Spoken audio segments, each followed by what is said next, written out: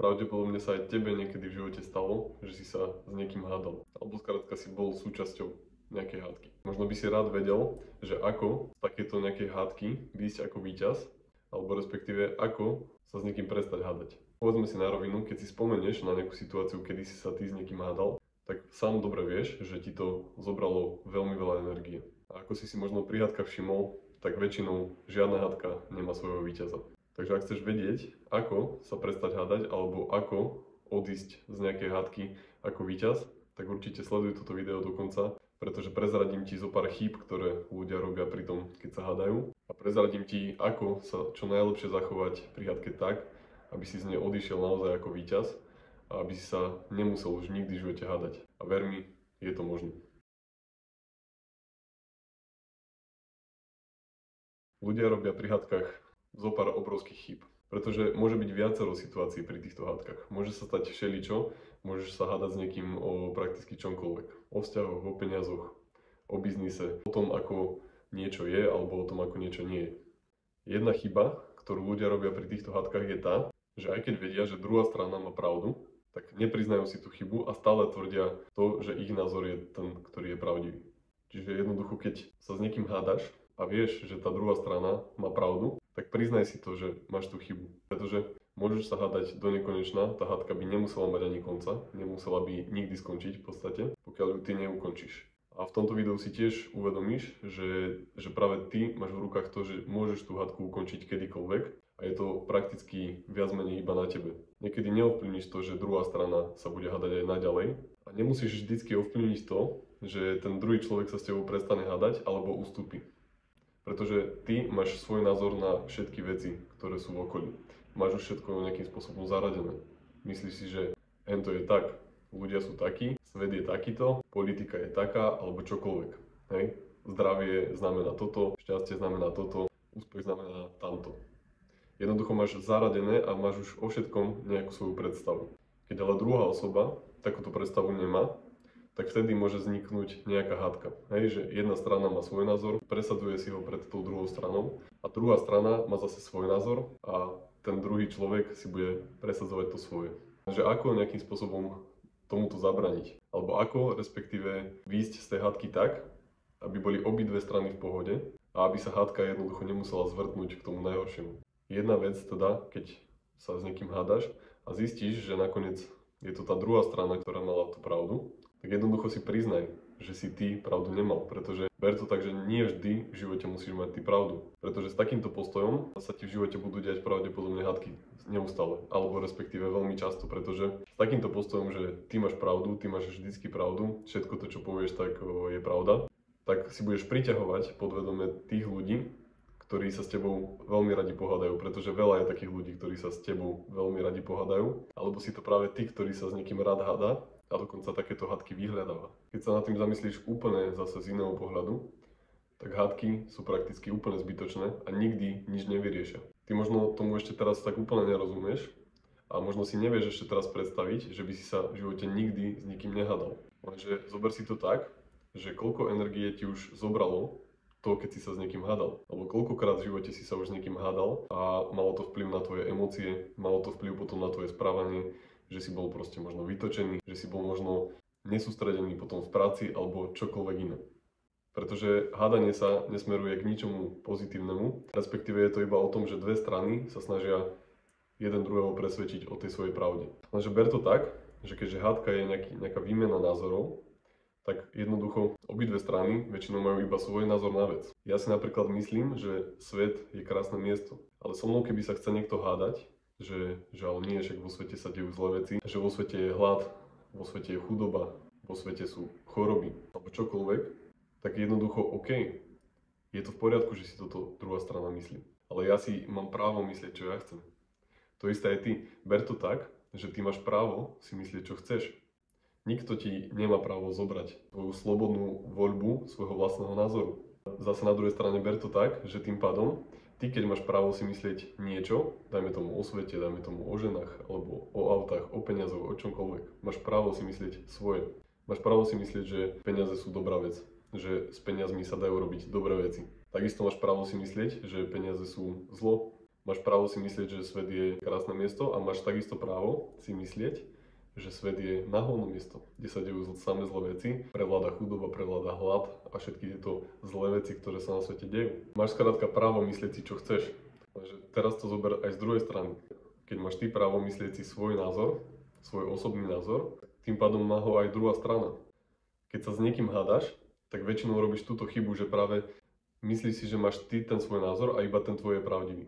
Lenže to tak vôbec nie je, pretože pri väčšine vecí, ktoré si ty myslíš, že ako sú, tak je to iba tvoj osobný názor. Ale nemusí sa s ním stotožňovať každý. Lenže to je to, že ty možno podvedome chceš niekoho presvedčiť o tom, že tvoj názor je pravdivý, ale keď chceš niekoho silou mocou presvedčiť o tvojom názore, tak vzniká hádka, pretože ty sa začneš hadať, že nie, toto tak nie je, toto je proste tak, ako som ja povedal, a druhý zas tvrdí opak. A táto hádka nebude mať konca, pokiaľ ty nepriznáš, že je to tvoj osobný názor a ty máš právo myslieť si, čo chceš. Pretože aj ja, keď som sa v minulosti s niekým hádal, tie hádky nemali konca, pretože ja som si tvrdil svoje, druhá strana si tvrdila svoje.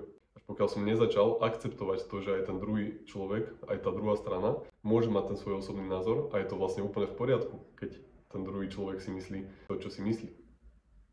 Je úplne v poriadku, že druhá strana má svoj osobný názor. Čiže ako sa prestať hádať? Lebo takýmto spôsobom sa môžeš vyhnúť hádkam už úplne navždy. Už nemusíš sa nikdy v živote hádať. Pretože povedzme si na rovinu, koľko ti to doteraz zobralo tej tvojej energie, že si sa hádal s niekým, že si presadzoval tú svoju pravdu, aké následky reálne to malo v tvojom živote.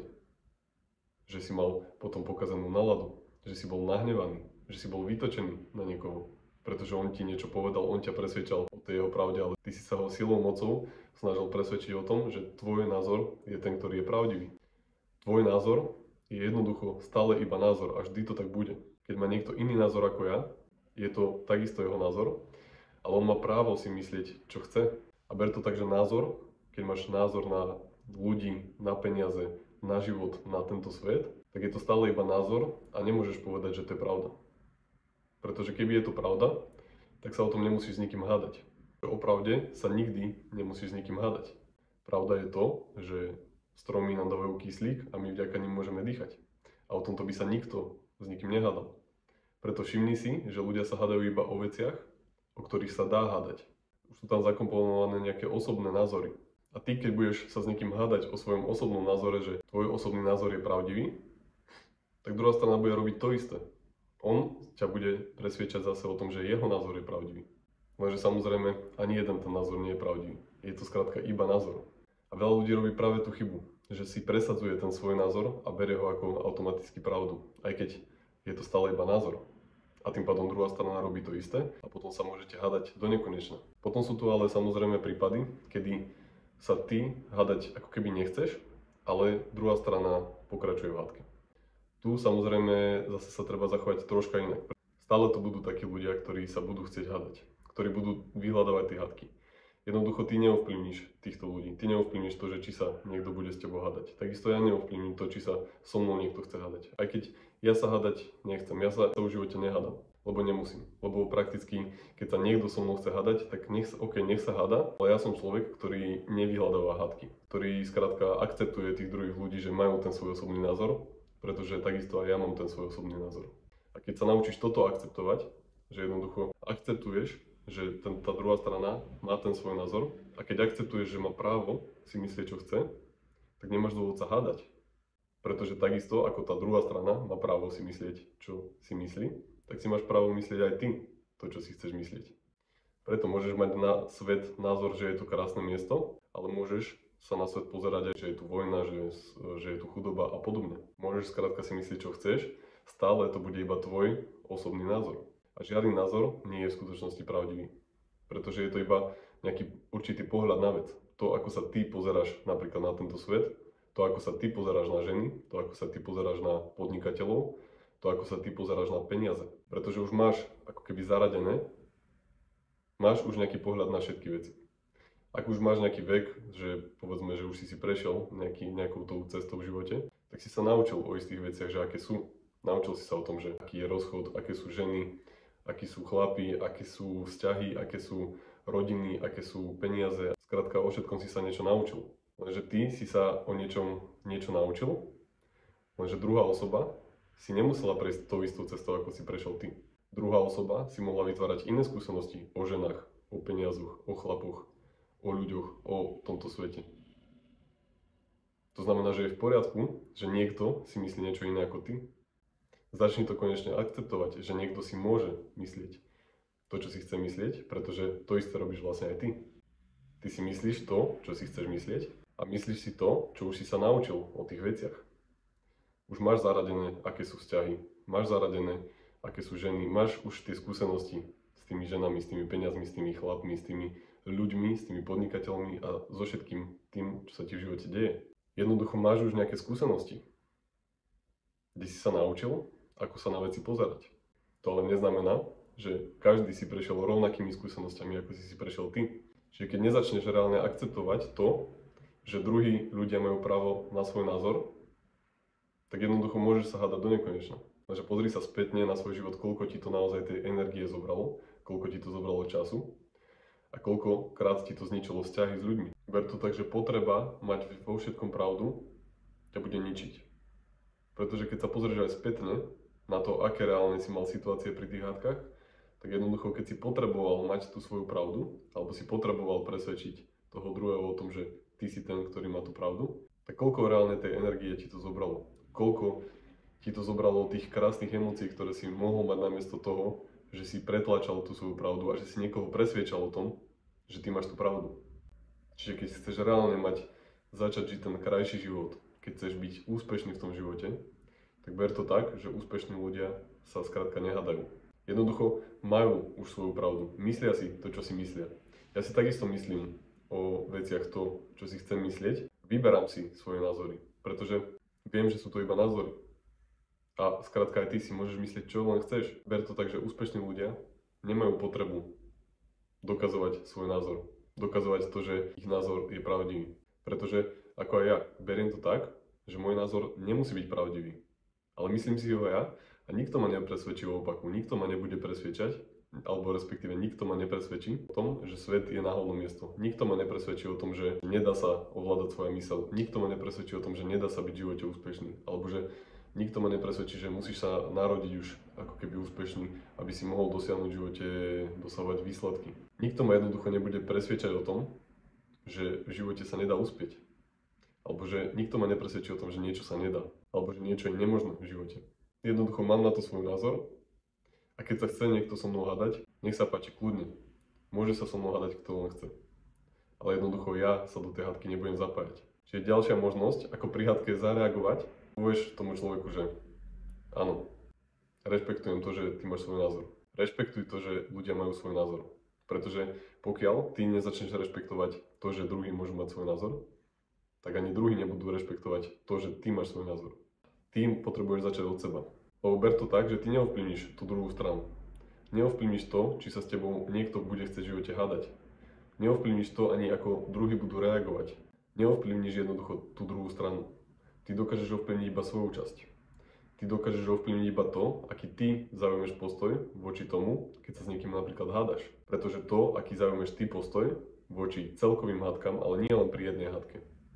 Skrátka pri všetkých situáciách, kedy sa s tebou niekto chce hádať.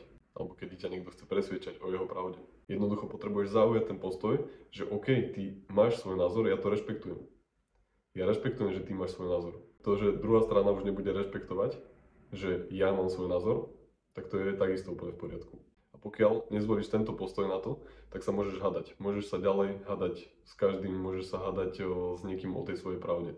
Budete si vymieňať názory do nekonečna a nemusí mať táto hádka konca. Ale ty si ten, ktorý tú hádku môže ukončiť a ty si ten, ktorý z tejto hádky môže výjsť ako víťaz. Pretože keď sa budeš s niekým hádať, alebo keď sa bude s tebou niekto chcieť hádať a ty mu povieš na to, že OK, ja rešpektujem, že ty máš svoj názor. Alebo skús niekomu povedať, že OK, to je tvoj názor. Ja mám ale svoj. Hej, ty si môžeš stále stať za tým, že ty máš svoj názor. Respektíve je to nevyhnutné, aby si ty stál za tým svojím názorom. Aj keď nie vždy, pretože keď ten názor nie je pravdivý, alebo respektíve môžeš niekedy zistiť, že keď ti niekto niečo hovorí, že aha, že môže mať aj on tú pravdu. Skrátka, keď ty budeš tomuto naklonený, že môže mať aj tá druhá strana pravdu, tak môžeš v živote veľa vecí zistiť. Pretože koľko ľudí ťa môže niečo naučiť niečo, čo ti bude prosperovať v živote, ale ty si zaujatý tým svojim názorom a tým pádom nenecháš si pripustiť to, že môže mať niekto úspešnejší pravdu v niečom a tebe to môže pomôcť, ale ty si budeš brániť tým, že máš iba svoj obmedzený názor a nerešpektuješ to, že aj druhí ľudia majú svoj názor. A nepripúšťaš si možnosť, že aj ten druhý názor môže byť pravdivý. Alebo respektíve môže byť na tom niečo, že aj ten druhý človek môže mať pravdu. Ale je to iba názor. Keď sa chceš prestať hádať, pripusti si možnosť, že nemusíš mať vždy pravdu. To je prvý krok. Pripusti si, že ty nemusíš mať vždy pravdu a môže mať aj tá druhá strana pravdu. Druhý krok. Akceptuj to, že druhá strana má svoj názor. Rešpektuj, že môže mať aj tá druhá strana svoj názor a ty máš tiež svoj pohľad na veci. Druhá strana má svoj pohľad na veci. To neznamená, že jeden musí byť pravdivý a druhý musí byť zlý. Skrátka, je to iba tvoj názor a je to iba jeho názor. Pripusti si, že môže aj tá druhá strana mať pravdu, lebo týmto postojom, že ty máš svoj zaujatý osobný názor na niečo, tak ti môžu uchádzať v živote veľa vecí. Môže ti uchádzať veľa príležitostí, ktoré si mohol v živote dostať. Len za to, že ty máš obmedzený pohľad na veci. Ty môžeš mať obmedzený pohľad na to, že aké sú ženy, tým pádom si môžeš braniť v tom, stretnúť nejakú dobrú ženu. Tým, že napríklad ty si myslíš, že ženy sú proste všetky rovnaké, alebo že chlapi sú všetci rovnakí. Môžeš si týmto brániť, spoznať nejakého partnera. Ďalší krok je, že staň sa tou osobou, ktorá sa v živote nepotrebuje hádať. Rešpektuj to, že tá druhá strana môže mať svoj názor a môže si myslieť len to, čo chce. Pretože aj ty si môžeš myslieť v živote to, čo chceš. Stoj si sám za sebou, vytvor si nové pohľady na veci. Maj svoj názor, stoj si samozrejme za ním, pretože ty môžeš mať svoj názor a nikto ťa nemá právo presviedčať o tom, že nie, tento názor nie je pravdivý. To môžeš zistiť iba ty sám, že či je pravdivý alebo nie je pravdivý, že či ti to dáva zmysel alebo ti to nedáva zmysel. Jednoducho nikto ti nemá právo zobrať svoj názor. Takže nemusíš sa kvôli nemu hádať. Pretože tou hádkou aj tak nič nevyriešiš. Pretože môžeš sa hádať s niekým do nekonečna. Ten človek nezmení svoj názor, pretože ani ty svoj názor nezmeníš. Jednoducho najlepšie, čo môžeš spraviť pri hádke, je prestať sa hádať a rešpektovať to, že OK, ty máš svoj názor a je to v poriadku. Aj keď sa s tebou bude chcieť niekto hádať, tak rešpektuj to, že dobre, ty máš svoj názor. Ja to akceptujem. A keď len povieš túto vetu, že akceptujem to, že ty máš svoj názor, ja to beriem, tak potom sa hádka premieňa na konverzáciu. A jednoducho takýmto štýlom môžeš iba konverzovať s niekým. A keď bude mať niekto opačný názor, tak to neznamená, že sa musíte hneď pohádať. Môžete sa iba normálne otvorene rozprávať. Takýmto štýlom presne sa vyhneš akýkoľvek hádke v živote. Už sa nikdy v živote nemusíš hádať. A je to iba na tebe. Je to iba na tebe, či ty prestaneš vyvolávať tú hádku, či ty budeš rešpektovať to, že druhá strana má svoj názor a či ty budeš otvorený aj tomu, že nie všetko, čo si ty myslíš, je v živote pravda. A samozrejme začni od seba, pretože nezmeníš to, že či niekto sa s tebou bude chcieť hádať. Zmeníš len to, ako sa ty k tomu postavíš. Či budeš tú druhú stranu v hádke podporovať, alebo sa jednoducho hádať prestaneš a budeš rešpektovať, že OK, ty máš svoj názor, je to v poriadku. Nemusíš sa hádať v živote. Nemusíš sa nikdy v živote hádať. Nepotrebuješ si presadzovať to, čo si ty myslíš. Pretože nemusí to byť vždy pravda. A je to tvoj osobný názor a máš na ten svoj osobný názor takisto právo, ako ho majú aj tí ostatní. Nebuď zaujatý iba tým svojím názorom. Nie je tvoj názor jediný na tomto svete a nie je jediný pravdivý. Môžu si aj ostatní myslieť, čo chcú. Majú na to takisto právo ako ty. Prestan sa hádať, pretože túto energiu, ktorú ty berieš na to, že sa v živote hádaš, alebo že s niekým sa skrátka pohádaš, či už s rodičmi, či už sa hádaš v škole, či už sa hádaš so spolužiakmi, či už sa hádaš s kamarátmi, či sa hádaš skrátka s kýmkoľvek. Jednoducho ber to tak, že tí ľudia majú svoj pohľad na život. Oni si prešli úplne inými skúsenosťami, oni si prešli úplne inými situáciami, mohli sa úplne niečo inak v živote naučiť, ako si sa naučil ty, či už o tých peniazoch, či už o autách, či už o vzťahoch, či o podnikaní. Každý skrátka má iné tie skúsenosti, ktoré si vytvoril. Čo je samozrejme úplne v poriadku, pretože ty si tiež vytvoril nejaké skúsenosti, takisto si ich vytvorili oni. Ty neovplyvníš to, čo si každý myslí. A keby chceš ovplyvniť to, čo si každý myslí, tak ťa to zase uberá o tvoju drahocennú energiu, ktorú môžeš radšej využívať na svoj osobnostný rast, ktorú môžeš využívať na to, aby si nastavil svoju myseľ na ten úspech, na ten šťastný život, ktorý chceš žiť.